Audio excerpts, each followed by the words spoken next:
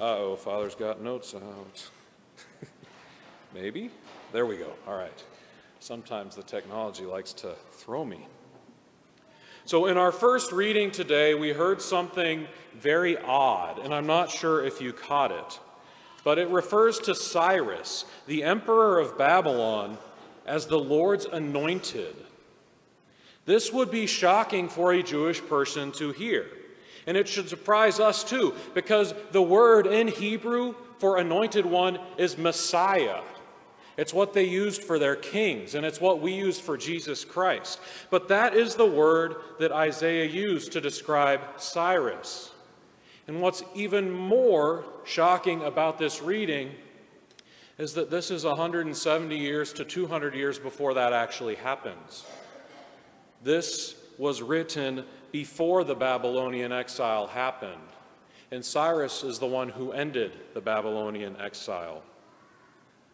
He was perhaps trying to shake all of those Jews around him out of their complacency, so that they might actually try to turn away from their idols and back to true worship of God and adherence to his laws.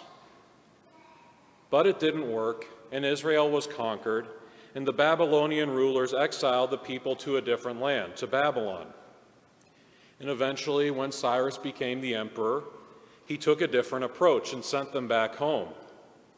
He was no particular friend of the Jews, but God still worked through this foreign emperor to open the doors before this foreign emperor, because Cyrus allowed the Jews to go home. He allowed them to rebuild their temple, to bring proper worship back. He even paid for a large portion of it. And when he worked through Cyrus, God reminded his people once again that their faith is in him, not in whoever happens to be ruling them at any given time. In the gospel today, we see the Pharisees and the Herodians making an alliance to entrap Jesus. And there is really no way to describe how shocking this would be. I mean, it would be like Nancy Pelosi and Donald Trump getting together and actually working on something like together. It's unfathomable, right? We can't comprehend it. But that's what's happening here. Possibly even more so. It's hard to describe how strange this would have been. But both sides were being hypocritical to their beliefs, and they just wanted Jesus gone. And so they came up with this pretty good trap for him. But Jesus is God. He saw right through it, and he saw the answer. He saw through them because he knew that God, his Father, can work through all things, even through Caesar, even through this tax, even through these coins. Because government is an instrument that's used by God to bring order to our society.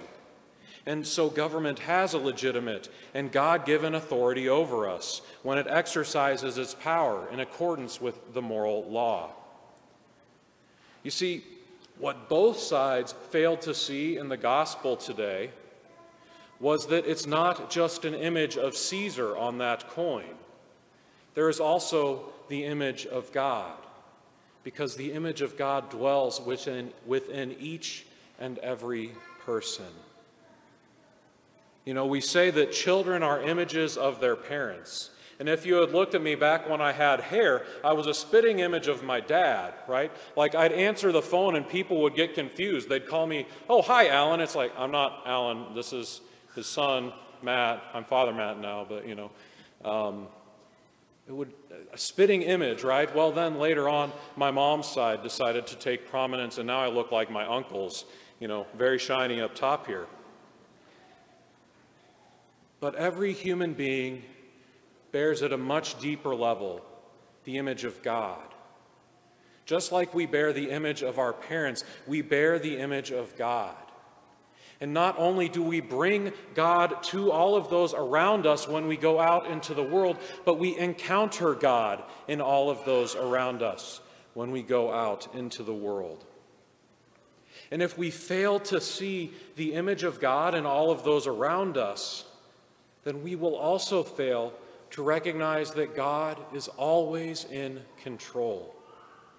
Because if he could work through Cyrus, this foreign emperor, to restore the nation of Israel after they had conquered it, if he could work through Caesar and the Romans to establish and spread his church, because certainly this network of trade and commerce and civilization that Rome built is what made that possible in human terms, if God can work through those things, what do we have to fear?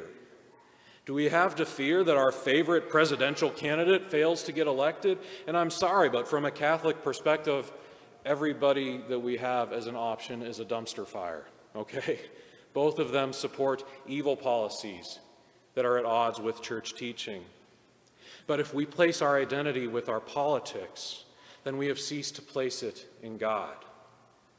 If we have failed to recognize that we must work against sins in our society, no matter who is running it, then we have lost sight of what truly matters.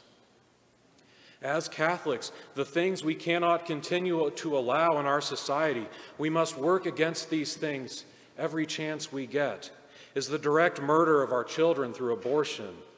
In fact, in seminary, one of the major reasons I came across, and I can't prove it, I didn't have enough time to do the research, that the Babylonian exile actually happened was because the Jewish people wouldn't stop sacrificing their children to pagan idols. It was abhorrent and terrifying and horrible. But it finally stopped after the Babylonian exile. And that particular thing has been condemned by the Catholic Church since our very beginnings. The Didache, the very first writing that we have outside of the Bible, condemns it. And we see it as a direct result of the sexual license in our society that many have given themselves by disconnecting the sexual act from its proper place in marriage. We also must work against racism, because that is an affront to that image of God that lives in every single person around us. If God lives in someone, we cannot treat them any differently. No matter how they look, no matter how they act, we must always treat them with love and with kindness. We have to treat immigrants and migrants the same way because, again, the image of God dwells inside of them. In fact, this particular thing, treating them poorly, is condemned by every single Old Testament prophet you will read. And then in the Garden of Eden, when God gave Adam authority over creation, it wasn't to trash the place. It was to cultivate it, to help it to grow, not to submit it to his whims.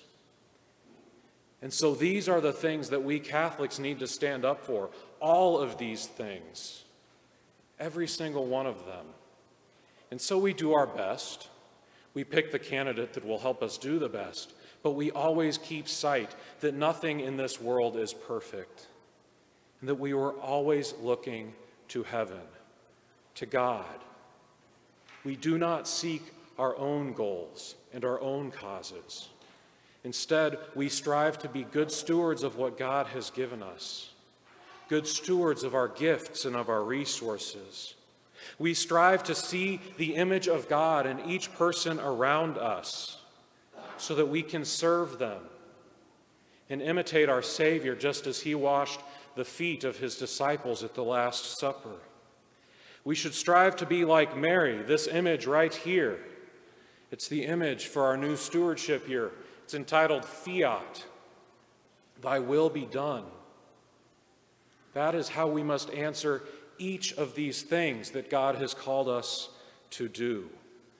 Because we are called to bear that image of God, that image of Jesus Christ that dwells and lives within us to all of the world by preaching the good news of salvation, by living just and moral lives, by working to establish fair governance and order in our society, by worshiping God and assisting our church in her mission with our time, our talent, and our treasures, by staying close to God in prayer every day, by encouraging our children who may have a vocation to religious life or priesthood. By the way, isn't it great to see Luke back? He's back from seminary for the weekend. Luke, it's great to see you here. Always nice. we live our marriages well, so that every family can be a bright light on top of the hill, shining out to all civilization, showing us this is what it could be like. This is what God has called us to. And overall, we must forgive those who have hurt us, which is so hard to do. This is what stewardship looks like, and each one of us is called to do it, to submit everything in our lives to the will of God, not in some servile fear, but out of love, because we know what God has done for us. And so we strive to give it back to Him. Everything we have is a gift. And so let us be good stewards of those gifts, who bring them out from the storehouse in our hearts when the time is right. As we go through our week this week, let us ask ourselves, how is God calling me to steward His gifts today?